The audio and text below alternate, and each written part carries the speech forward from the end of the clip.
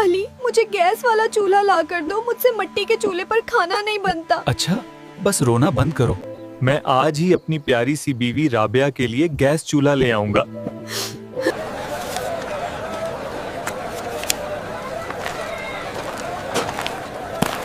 आज तो इस चूल्हे से जान छूट जाएगी।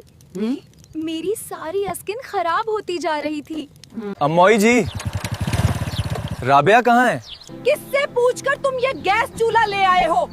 खेत से जो लकड़ियाँ आती हैं, उन्हें कौन जलाएगा? राबिया, रोना बंद करो, सब्र रखो।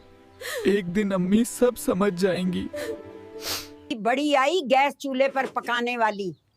अब ये गैस चूल्हा मैं अपनी बेटी नुमरा को दूंगी। क्या सबकी जिंदगी में ऐसा ही होता है? कमेंट्स में अपनी बात जरूर लिखना, शायद किसी का जवाब मुझे हिम्मत दे दे।